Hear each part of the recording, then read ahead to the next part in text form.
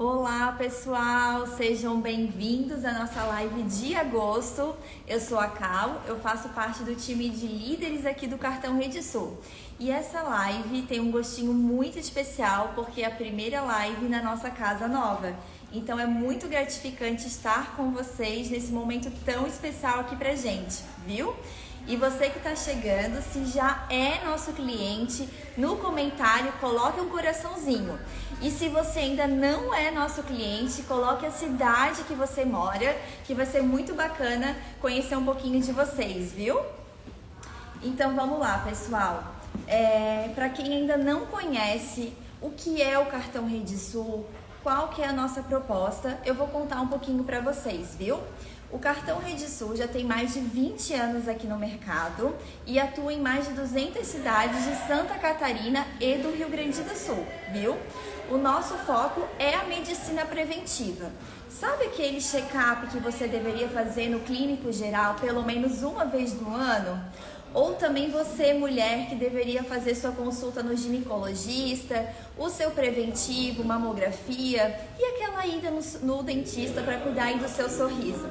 É isso mesmo, tá? O nosso foco é cuidar dessa questão, para que você tenha qualidade de vida.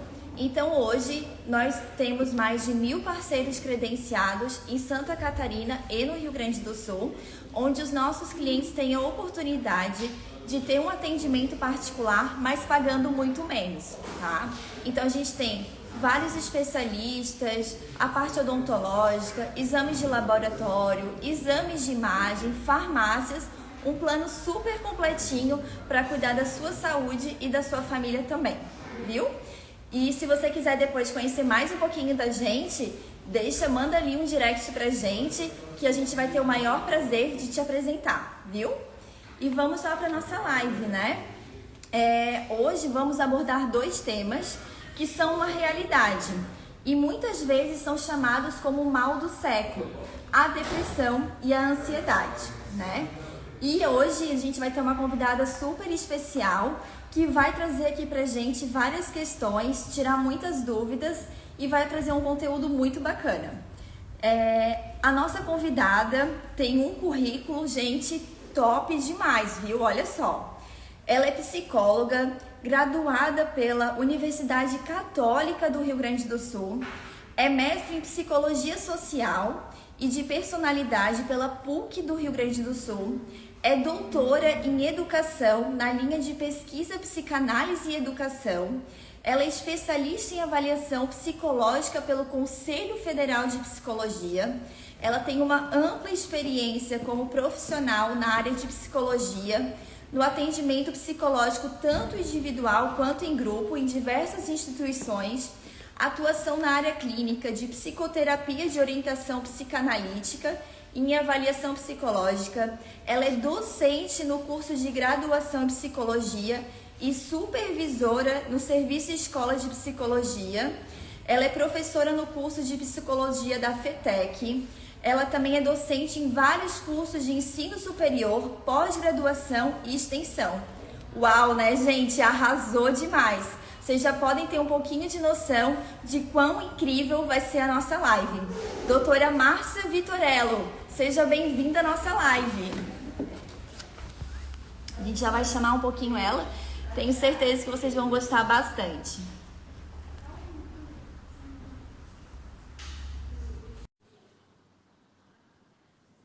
Já deixa eu dar uma olhadinha aqui, eu tô vendo um monte de gente colocando aqui na nossa live também. Já tem cliente que colocou o coraçãozinho, o Thalisson. Olá, Márcia, doutora Márcia, seja bem-vinda. Oi, tudo bem, Cata?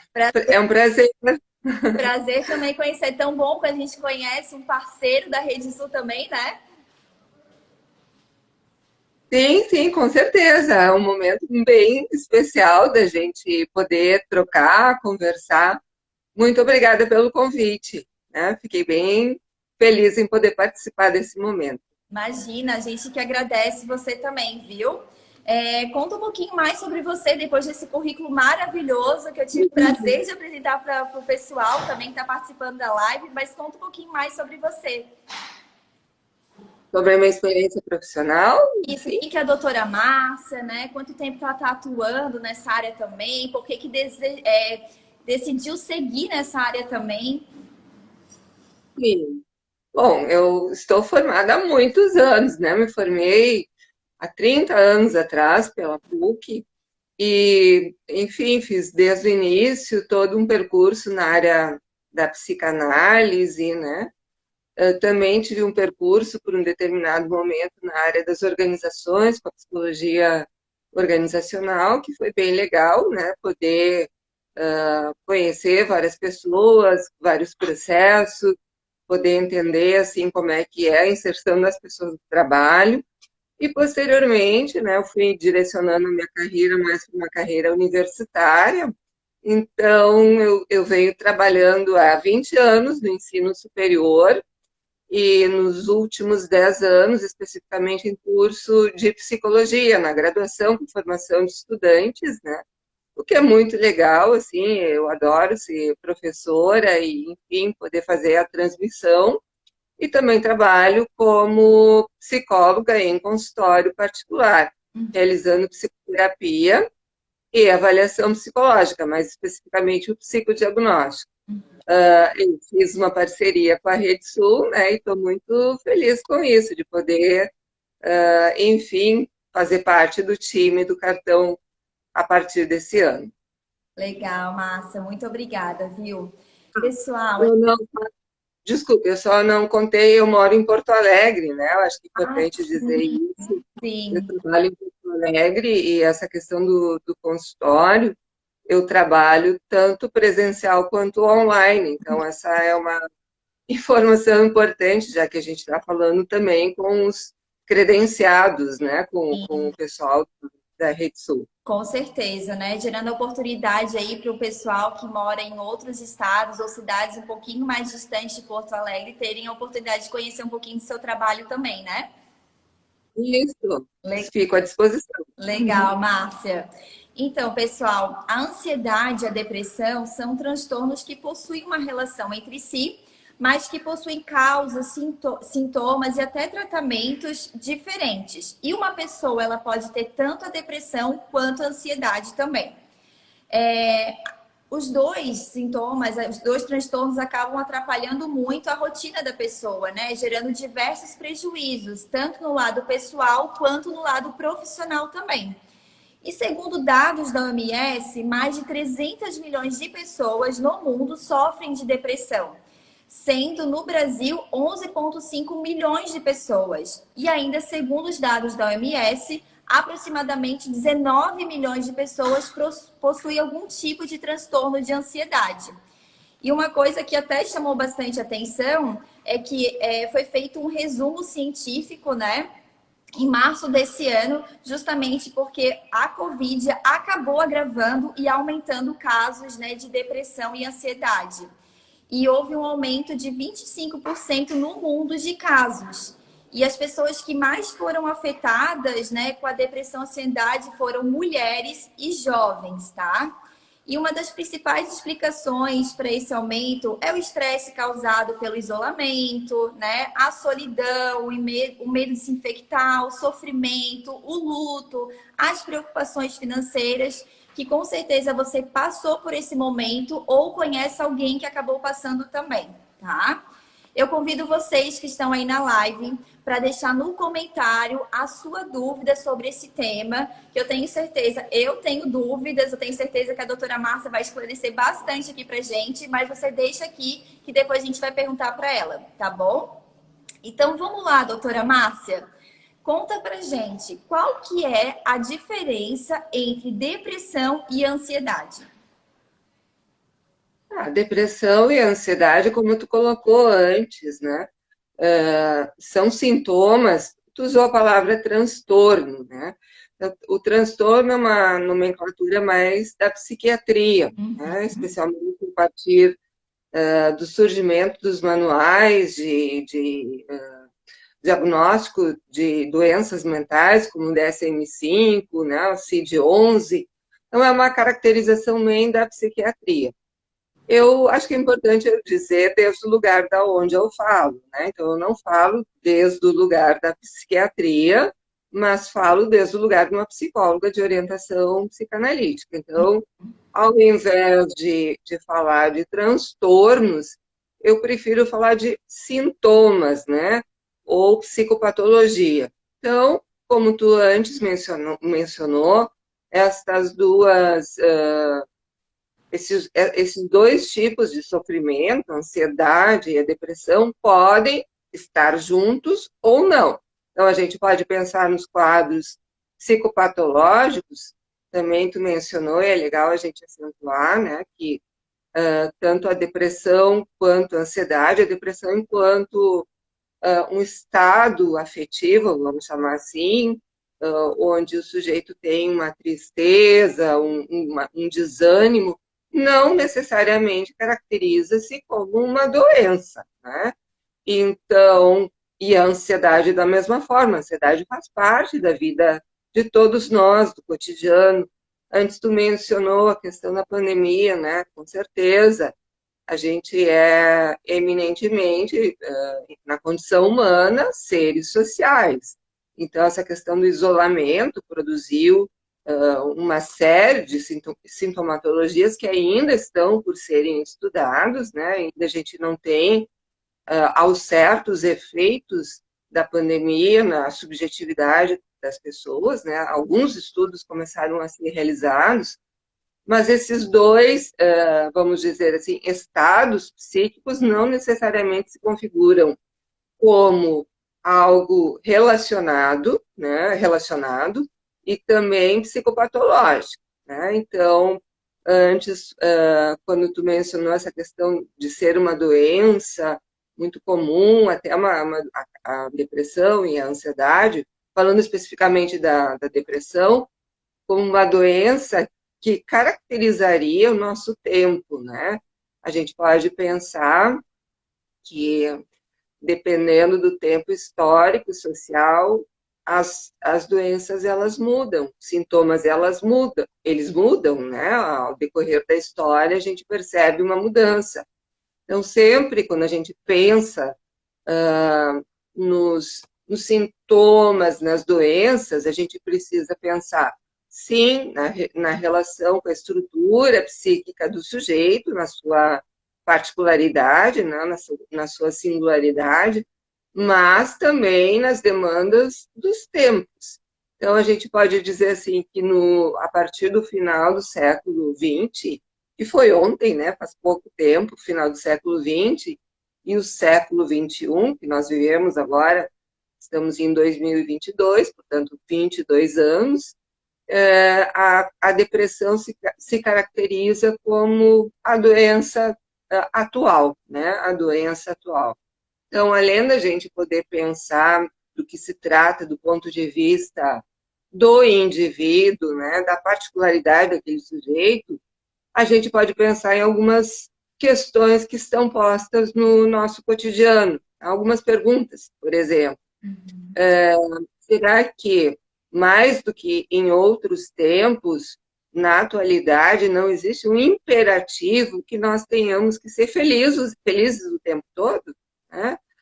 Uma demanda da felicidade, uma demanda de produtividade exacerbada no trabalho ou fora dele, né? É difícil, por exemplo, e não é uma questão só do outro, né? Eu também, tu talvez também, como a gente tem dificuldade de se sentir sem fazer nada, né? Parece que a gente está perdendo tempo e dinheiro. Então, mesmo no final de semana, que seria um momento de lazer, a gente precisa fazer isso, precisa fazer aquilo, tem que ocupar o nosso tempo. Né? Então, essa demanda excessiva por sermos o tempo todo felizes, extinguirmos qualquer mal-estar, a impossibilidade, muitas vezes, de a gente poder suportar as tristezas que fazem parte do cotidiano, né? A vida, ela produz momentos assim mais tristes, momentos de lutos, e o luto não é necessariamente a perda apenas de pessoas queridas, a gente tem pequenos lutos no cotidiano, né? Lutos, a perda de um trabalho, a perda, enfim, de algo que tu gostava, alguém mudou de cidade. Então, são pequenos lutos, vamos chamar assim, tristezas, que por hora, nesse momento sócio-histórico, parecem difíceis de serem suportados, porque o indivíduo ele tem que estar em constante estado de felicidade. E isso, do ponto de vista psíquico, é impossível. Ao contrário, né, produz, inclusive, psicopatologia, né, essa demanda excessiva de produtividade, de felicidade. Um outro aspecto assim importante que eu mencionei, como as doenças, tanto as doenças médicas, vamos chamar assim, como as doenças psíquicas vão mudando ao longo dos tempos, com o advento da sociedade capitalista, né, quando surgiu o capitalismo, tudo mudou. Então, quais são as principais características do capitalismo? É o consumismo desenfreado, né? A gente tem que estar sempre consumindo, essa é uma das principais características, e os objetos são descartáveis, né? Então a gente está sempre na busca de adquirir, de ter objetos, como se esse fosse o sentido da vida, né? Claro, estou falando de uma forma bem geral, mais para uns, menos para outros, mas se a gente for pensar assim, lá na Idade Antiga, nos gregos, o sentido da vida estava relacionado à contemplação. Com o tempo, né, passado o tempo, ali para os místicos, a êxtase, né, a espiritualidade. E na época do capitalismo, a gente pode dizer, de forma geral, sempre lembrando e guardando as devidas proporções da singularidade de cada um, que no capitalismo, nas sociedades modernas, o sentido da vida parece estar atrelado ao consumo, né? Então, ao consumo de objetos. E isso produz um vazio, né? Então, a gente pode dizer que na origem da depressão, nós encontramos um vazio relacionado à falta de sentido, e eu diria também a falta do sujeito ter um lugar seguro para si. Não um lugar físico, mas um lugar subjetivo, psíquico. Tá? Então, tu vê que a ansiedade e a depressão, eu falei muito rapidamente, mas elas podem e estão relacionadas a esses imperativos sociais, né? Como é que um indivíduo, por exemplo, hoje é caracterizado como alguém, entre aspas, com uma doença mental? Uma das principais características relacionadas a essa classificação, especialmente na vertente da psiquiatria, da psicologia também, é um sujeito que não produz, né? Então, o sujeito, se ele não consegue produzir, se ele tem uma inaptidão para algum tipo de produção, isso é considerado como um índice de doença mental. Mas a gente precisa pensar que isto também está relacionado às demandas excessivas da cultura. Eu engrenei aqui uma marcha, não parei de falar, assim, mas duas outras características que nós poderíamos citar da cultura atual, da cultura contemporânea, de novo, especialmente a partir do advento da sociedade capitalista, é o culto ao narcisismo, né? É uma sociedade narcísica, uma sociedade que cultua assim, a inflação do eu, né? Vamos dizer assim, os ideais, a produção de ideais daquilo que é bonito, daquilo que é desejado, e isso, do ponto de vista psíquico, também é algo que pode ser produtor de sofrimento mental. Além do mais, antes tu falou da questão da pandemia, né, do isolamento. Também uma característica da nossa sociedade contemporânea é o individualismo. Então, se nas sociedades anteriores os laços sociais eles eram mais estreitos, hoje eles estão modificados. Com isso, não quero dizer que seja melhor, que o passado seja melhor do que o presente. Mudaram, né, as formas de subjetivação no mundo. Então, duas características da nossa sociedade, a produção, vamos dizer assim, da depressão como a doença do século, né? E os transtornos, usando a palavra que tu iniciou ali, relacionados à ansiedade. Porque a ansiedade faz parte da vida, todos nós temos, né? Mas uma coisa é a ansiedade, aquilo que inquieta, porque a gente vai começar um trabalho novo, porque a gente está num relacionamento novo, numa situação nova, uma prova na faculdade, seja lá o que for. Até é legal poder ter um pouco de ansiedade, assim, ela nos movimenta, né?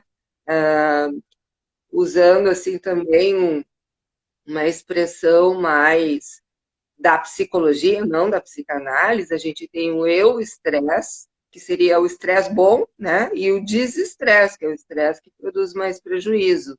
Esse eu-estresse, eu da palavra latim bom, né? O bom estresse, ele nos movimenta. Entretanto, isso é uma questão. A outra questão é quando existem quadros de ansiedade bastante aguçadas, né? E que a psiquiatria e várias correntes da psicologia denominam de ansiedade, a psicanálise trabalha com o termo de angústia, né? Então, a questão da angústia, daí é algo para além da ansiedade, né? E a angústia, a gente poderia também pensar, mas eu vou dar um espaço para te poder perguntar questões que tu quer. A angústia, ela também faz parte da condição humana, né? Da condição humana, desde o bebezinho até a morte, a angústia se faz presente. Entretanto, em alguns momentos, a angústia ela pode ser demasiada, produzindo prejuízos nocivos para a vida do sujeito, seja na esfera afetiva, laboral. E só parafraseando o pai da psicanálise aqui, depois te dou um espaço, claro, para poder perguntar e a gente avançar no diálogo.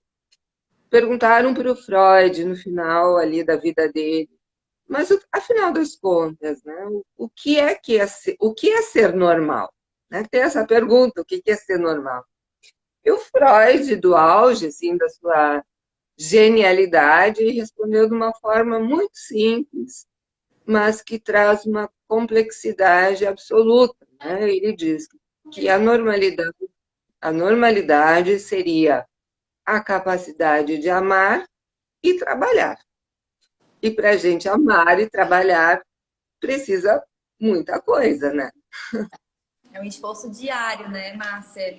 E eu acho muito legal você ter abordado isso, porque às vezes a gente tem o hábito de meio que se autodiagnosticar, né? Ah, e a pessoa tá com esse sintoma, ela tá com depressão. Ah, e a pessoa tá com isso, né? Tá com esse sintoma, ela tá com uma ansiedade extrema.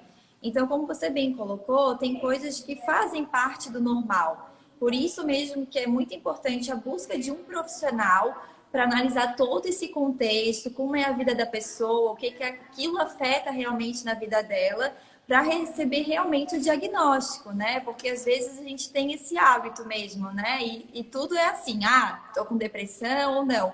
Mas é importante procurar um profissional, né, doutora Márcia?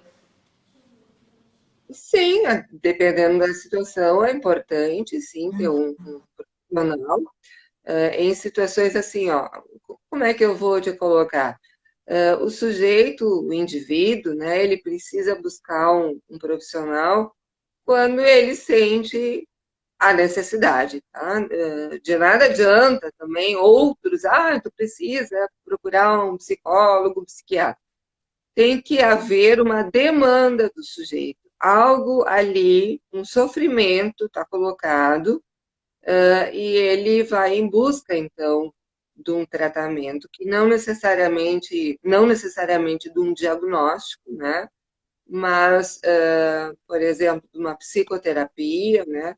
De um espaço onde ele possa falar sobre aquilo que lhe faz sofrer e que esses sintomas não sejam apenas, né, ou não sejam categorizados como um conjunto de sintomas para uma classificação lá do manual de diagnóstico de saúde, doença mental, melhor dizendo, mas que se possa compreender qual a relação desse sofrimento com a particularidade, a história singular daquele indivíduo, que se possa fazer uma relação daquilo que lhe faz sofrer com a sua história, né? Porque é por aí que o tratamento ele anda, né? Em função da questão da particularidade do desejo do sujeito. Legal, doutora Márcia. E até compartilhando um pouquinho do meu sentimento, né? Fazer essa live dá aquele friozinho da barriga. Quando vai chegando o horário das 7 horas, o coração já palpita mais rápido, já começa aquela questão, meu Deus, será que vai dar certo? O que faz a gente ficar tão ansioso, doutora Márcia? Conta pra gente. Às vezes é algo assim que sai da nossa rotina e daí por isso que causa um pouquinho de ansiedade, a gente não domina muito, a gente se joga numa aventura, mas às vezes a gente acaba dominando e mesmo assim fica ansioso. O que acontece com a gente? Explica um pouquinho. Como falamos antes, a ansiedade ela faz parte da nossa vida. Toda situação que é nova, eu vou usar uma palavra assim, onde a gente precisa se arriscar, né? Então, tu tá te arriscando hoje na live, eu também, né? Isso é um risco, né? Mas faz parte da vida e é um movimento que nos enlaça ao mundo, nos enlaça às pessoas, né? Nos enlaça, na psicanálise a gente chama aos objetos, né? Então, existe um investimento da nossa energia psíquica no mundo. E isso é muito salutar, né? Muito saudável. A questão, pegando um pouquinho do que tu falava antes, da depressão, é justamente a depressão. Antes eu falei dos aspectos sociais, históricos, mas a gente pode dizer que a depressão é justamente quando o sujeito não consegue arriscar, né? É quando o sujeito ele não consegue colocar em movimento o seu desejo. Ele não consegue se colocar no mundo como uma falta a ser, com algo, numa posição de completude, porque se arriscar, a gente não sabe no que é que vai dar, né? A gente nunca sabe. Isso faz parte da vida, mas é um movimento da vida. Na depressão, fazendo um gancho com o assunto da nossa live, há uma inibição do desejo. Então, há uma reclusão do sujeito aos seus processos, ao seu narcisismo. Né? Ele não se arrisca. Né? E ao não se arriscar a investir mais na dimensão do seu narcisismo, e quando eu falo isso, não é apenas uma escolha consciente, né? Porque a psicanálise ela não trabalha apenas com a dimensão da consciência, também é algo inconsciente. Quando o sujeito não se permite investir nos processos da vida, nos processos do mundo, arriscar, sentir essa ansiedade por não saber no que vai dar, ele se volta para si, para os seus processos narcísicos. E isso é, vamos dizer assim, também a causa da depressão, né? Esse ensimesmamento, né? Esse ficar em si. Nós somos seres, como disse antes, sociais. Quando a gente não está investindo no mundo, investindo na vida, correndo risco, ficando ansioso, e fica fechado em casa, sem perspectiva, sem uso da imaginação, né? Num processo de autodepreciação, que é uma das características da depressão, a autodepreciação, contínua, né? Um ideal muito grande, assim, do que precisaria ser feito, que pode gerar uma situação de uma posição de impotência do sujeito. Isso é patológico, isso é adoecedor. Agora, correr o risco, dar o friozinho na barriga, isso que é legal, é poder fazer parte do mundo de uma forma, vamos dizer assim, sem nenhuma certeza, 100% de garantia que aquilo vai dar certo. Isso é impossível, né? A gente sempre se arrisca naquilo que nós fazemos. E esse é o movimento pulsar da vida, poder se arriscar de forma incompleta, sem nenhuma garantia que vai dar 100% certo. Legal. E vai ser um sucesso, né? A gente está se arriscando aqui na live, né, doutora Márcia? Vai dar tudo certo, né? No final não vai nem ter mais friozinho na barriga. Então vamos lá. O que que a gente deve fazer quando a gente presencia uma crise de ansiedade em alguém ou na gente mesmo? O que que a gente deve fazer? Qual a orientação? Se chama uma crise do pânico, assim, é mais nisso que tu te refere? Algumas pessoas podem ter uma crise de ansiedade. Que sintomas que pode ter numa crise? Um choro excessivo, né? Excessivo, perdão. A pessoa pode ficar tremendo. Que sintomas podem ter numa crise? E se a gente presenciar nisso em alguém, o que que a gente deve fazer? Qual a orientação? É, pelo que eu estou entendendo, está usando a questão da crise de ansiedade, que tem, vamos dizer assim, graus, né? A pessoa pode ficar um pouco nervosa, ter tremor no corpo, choro, agitação, mas ainda consegue ter uma conexão com o mundo, conversar. É diferente de uma crise de pânico, que é uma característica, um sintoma, vamos chamar assim, também comum atualmente, né? A crise do pânico é, eu vou fazer um pequeno parênteses, assim, vamos dizer assim. O Freud, ele faz uma relação da angústia, como eu te disse antes, a ansiedade a gente usa no cotidiano, mas na psicanálise a gente trabalha mais com a questão da angústia, tá? Então, assim, ele faz uma aproximação da angústia com o medo, vamos dizer assim. Então, a ansiedade, a angústia, a gente pode ter medo de algo especificamente, medo de dirigir, né? Medo de altura, medo de lugares fechados. A angústia, ela, vamos dizer assim, ela produz uma intensificação desses sintomas, porque não há um objeto específico do qual o sujeito tem medo. Por exemplo, a gente escuta, né, na clínica se escuta, na literatura a gente encontra, e na vida cotidiana todo mundo já ouviu falar que alguém ou o próprio sujeito está numa situação e do nada tem uma crise do pânico, né? Não é que ele estivesse preocupado com alguma coisa, mas de repente vem uma crise de pânico e é uma situação devastadora, né? Então, sentimentos, por exemplo, de morte iminente, de sudorese, de desconexão com o mundo. A gente pode fazer um pequeno paralelo, assim, essa crise aguda de ansiedade, essa crise do pânico, seria quase como um pesadelo, né? Onde a pessoa fica numa situação de total impotência.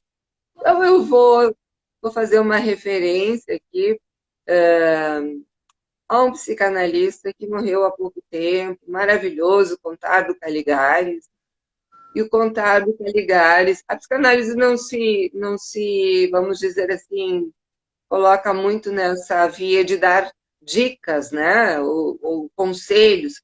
Mas o Contardo, ele trouxe numa determinada ocasião, eu achei muito interessante, eu acho que seria legal compartilhar, né, com as pessoas aqui, duas dicas para uma crise de pânico. Falando do sujeito, né, o outro que está ali pode tentar acalmar, enfim, mas para o sujeito que está nesse momento de extrema impotência, nessa angústia avassaladora, nesse sentimento de morte iminente, falta de ar, taquicardia, é uma coisa muito séria, assim. O contrário nos indica, assim, seria legal para quem já tem, né, crises de ansiedade e tal, ter uma barra de chocolate na bolsa seria uma boa, né? Porque ele traz que uma boa gratificação oral, né? Comer um chocolate pode acalmar. Mas, além disso, o sujeito, nesse momento, nessa crise intensa, nessa crise aguda de angústia, poderia fazer um esforço e pensar um pouco sobre quem ele é, como se ele estivesse falando para ele mesmo do seu mini currículo, vamos dizer assim. Eu sou fulano de tal, eu trabalho em tal lugar, eu estudo em tal lugar. Isso produz uma conexão, né? Tanto em relação a um lugar subjetivo, né? E a um sentido. E isso pode amenizar bastante essa questão dessa angústia exacerbada. Então, tanto a depressão quanto a ansiedade estão relacionadas a isso. A, talvez a falta ou a ausência de um lugar, e quando eu estou falando, não estou falando de um lugar físico, né? Estou falando de um lugar subjetivo, qual é o meu lugar no mundo, enfim, e também há um sentido que nós construímos na existência. Então, estas duas formas de sofrimento atual, dito de uma maneira muito simplificada, nós podemos relacionar tanto as demandas do mundo cotidiano, da atualidade, essas demandas exacerbadas que fazem parte da vida de todos nós, dos imperativos sociais de beleza, né, de produtividade, de sucesso, de constante felicidade. Antes falou das mulheres, né? As mulheres também, aqui vou falar de uma forma bem genérica, não dá para a psicanálise não se presta muito a generaliza, não se presta a generalizações, mas ainda hoje, apesar dos avanços nas igualdades sociais, né, nos papéis sociais do homem, da mulher, as mulheres têm uma sobrecarga ainda relacionadas às exigências. A mulher tem que ter um trabalho, né, tem que ter um trabalho onde ela, vamos dizer assim, tem que mostrar serviço, vou usar uma palavra do cotidiano, né? Onde, por vezes, ela não ganha tanto quanto os homens. Ela tem que cuidar da casa, embora hoje os homens compartilhem mais das tarefas, tanto da casa quanto do cuidado dos filhos, ainda hoje as mulheres têm essa sobrecarga. E, além disso, elas têm que ser, elas não, nós, né? Elas têm que ser bonitas, elas têm que ser jovens para sempre. Então, estes ideais, esses altos ideais, eles também podem produzir uma sensação de impotência, de menos-valia, produzir angústia, produzir ansiedade. Então, disso tudo, né? São coisas que estão relacionadas à estrutura subjetiva, à estrutura psíquica da pessoa, do sujeito, e as demandas sociais convergem para a produção de determinados sofrimentos. E hoje nós estamos falando mais da depressão e da ansiedade. Sim, muito legal, doutora Márcia. E a gente deixou uma caixinha de perguntas, né, ali nos nossos stories. E eu gostaria de trazer aqui algumas perguntinhas, né, do pessoal que está acompanhando aqui a gente. A Mari, ela perguntou o seguinte, doutora Márcia, por que que sinto tanta vontade de comer quando estou ansiosa? Cada um vai lidar com as formas de compensação possível, né? Possíveis. Por exemplo, tem pessoas que perdem a fome, outras vão buscar uma Uma dessas, compensação nos alimentos. já fico É? travada, sabia? Oi? Eu sou uma dessas. Quando eu fico muito ansiosa, eu não consigo comer, eu já perco a fome, é o contrário. Porque comer, a gente come para sobreviver, obviamente, né? A alimentação tem esse elemento da sobrevivência, mas a comida nunca é só comida. A comida, ela tem um valor simbólico, né? Ela tem uma carga, assim. Então, a gente, enfim, em alguns momentos de maior fragilidade, pode tentar buscar gratificações através da comida como uma forma de defesa, de lidar com uma situação que nos faz sofrer. Então, isso tem a ver com a singularidade de cada um, né? Mas desde o início da vida, desde lá do início, quando o bebezinho nasce, e que a mãe vai introduzindo o alimento, a comida nunca é apenas alimento, né? A comida ela tem um significado, um sentido simbólico, e cada um vai lidar com isso da forma como, enfim, a sua estrutura, né? Então a gente também não come só comida, né? Sim. Então, por vezes, a gente come cultura, a gente come música, tanto que a gente, por vezes, fala que nós comemos com os olhos, né? Então, a questão do alimento, ela passa por esse simbolismo também, que nunca se trata apenas de comer. E a comida pode ser, em alguns momentos, sim, uma compensação para frustração, para fragilidades. E aí só tem que ficar, vamos dizer assim, atento se isso é algo repetitivo, né, e demasiado, e Sim. produz um sofrimento. Porque, por vezes, comer uma barra de chocolate, uma caixa de bombom ou qualquer outra coisa não tem problema, Uhum. né? Agora, se é um comportamento, um sintoma repetitivo, aliás, isso é uma questão importante assim sobre os sintomas, aquilo que se repete, né, que tem um padrão de repetição e produz sofrimento, aí a gente precisa ficar de olho nisso e talvez buscar um profissional que possa auxiliar. Sim, legal. Até linkando um pouquinho com isso, a Adri, que está acompanhando a gente aqui, ela fez uma perguntinha, né? Ela disse que tem visto vários tipos de sintomas, que ela tem vários tipos de sintomas quando ela está ansiosa. E o pior desses sintomas é ficar arrancando fios de cabelo grosso. E ela queria saber se realmente isso já seria um sintoma de ansiedade. Sim, pode ser considerado um sintoma de ansiedade. Dentro, mais uma vez, dessa classificação mais psiquiátrica, algumas pessoas, não sei se é o caso dela, né? Como é que é o nome da pessoa que fez a pergunta? É Driele. Gabriele, se é uma coisa repetitiva, constante, ela precisa sempre fazer isso. Daí a gente tem que olhar que está dentro daquilo que a gente chama de compulsão, né?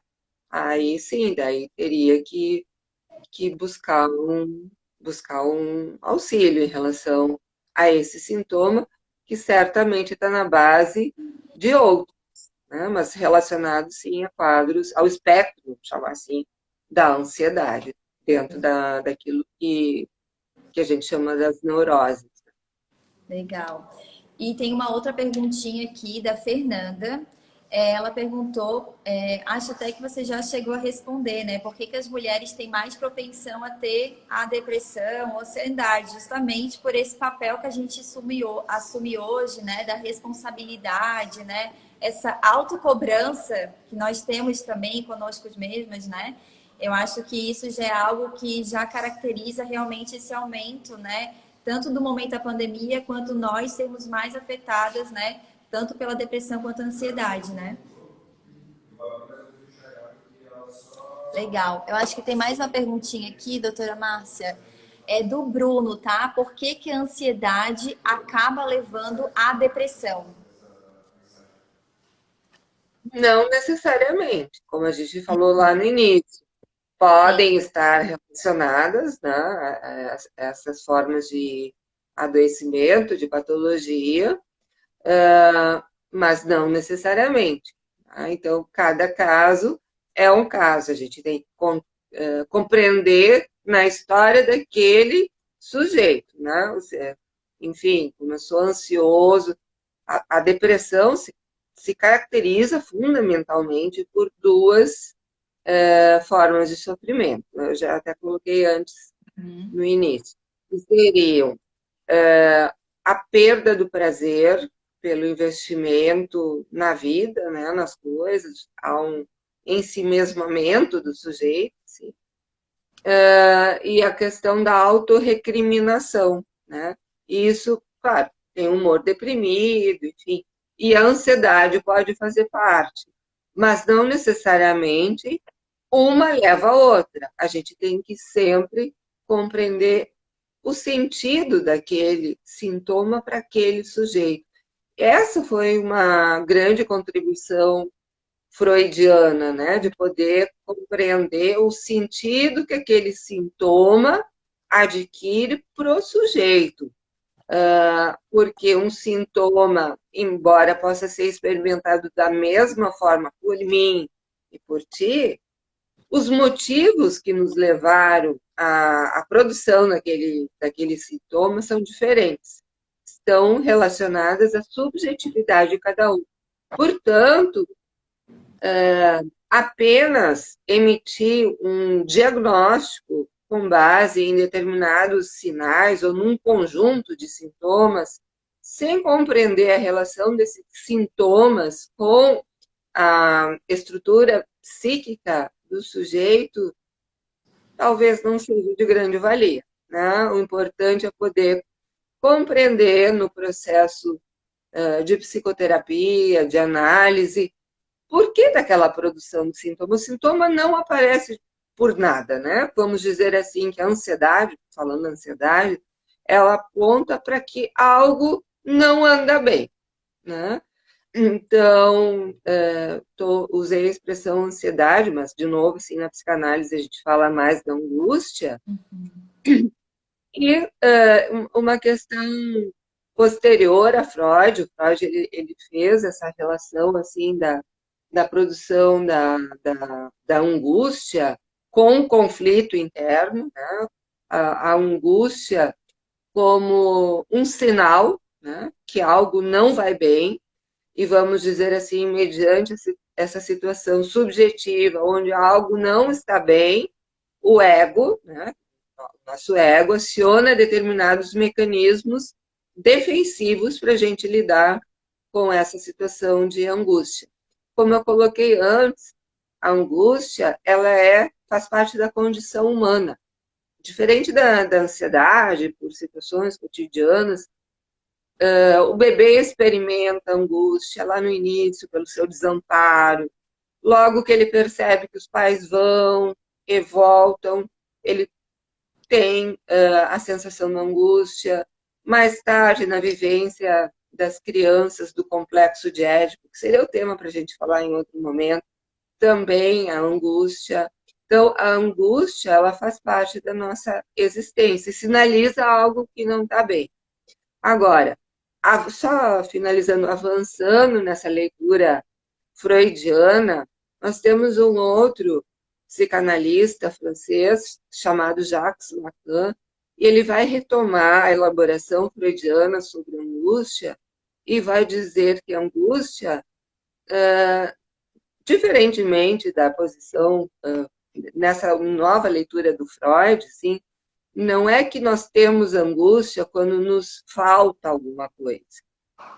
Nós temos angústia quando falta uma falta. Quando falta uma falta, tá? Ou seja, quando nós estamos numa posição de completude, né? Porque o sujeito, para estar no movimento da vida, usando palavras bastante simples, está no movimento da vida, está relacionado ao investimento no mundo, ele é sempre incompleto. Então, quando há uma completude, há um fechamento desta falta, que é constitutiva, que é o que movimenta a vida, emerge a angústia. Então, a angústia é a falta da falta. e a angústia pode estar associada à depressão. Legal. Não sei se me fiz entender, Com assim. certeza, eu acho que foi muito bacana e eu acho que é um tema até para outras lives, né? Porque vão surgindo vários assuntos que a gente acaba achando que um está relacionado ao outro, né? Ou que um é a mesma coisa que o outro, como você falou. Se tivesse só uma live sobre depressão, teria assunto para duas, três lives, né? E a gente já tem que encerrar, porque já está dando o tempozinho da live aqui, né? Mas eu tenho certeza que o pessoal que gostou aí deixa um coraçãozinho pra gente, até para agradecer bastante a doutora Márcia por ter trago um conteúdo aqui tão bacana, tão esclarecedor aqui pra gente, que muitas vezes a gente não sabe realmente o que é. É por isso que é tão importante realmente procurar um profissional para entender, para você se conhecer, né? O que está acontecendo com você, se descobrir também de certa forma. E eu aproveito para deixar a doutora Márcia para fazer um convite, né, para quem está aqui, para conhecer um pouquinho você, o seu trabalho.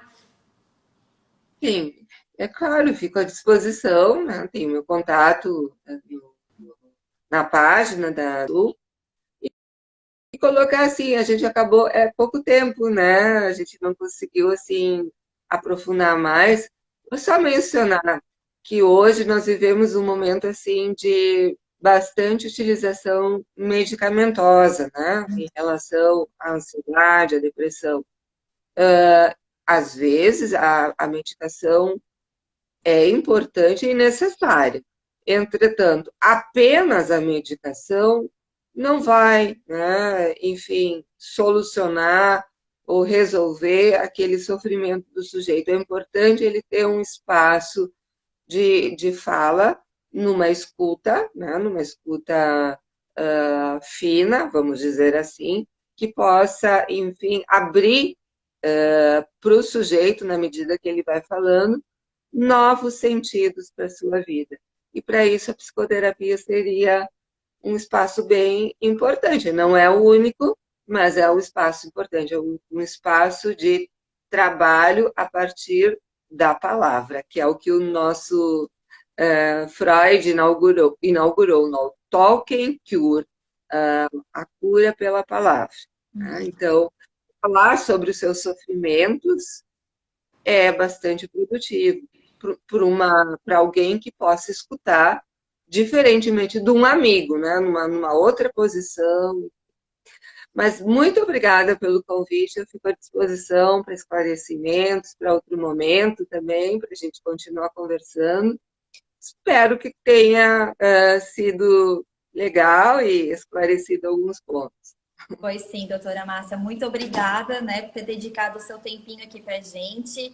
E para quem é cliente Rede Sul, lembrando que a doutora Márcia está em Porto Alegre, mas também tem atendimento online. Então, o pessoal aí de todas as mais 200 cidades, Santa Catarina e Rio Grande do Sul, que a gente atende, até se você é de fora desses, né, dois estados, pode estar também se consultando com a doutora Márcia e tendo aquele precinho especial Rede Sul também, viu? Doutora Márcia, muito obrigada pelo seu tempinho. Espero que a gente possa se encontrar novamente. Tem muitos temas bacanas para trazer aqui e esclarecer para o pessoal, viu? E o pessoal também que participou da nossa live, muito obrigada.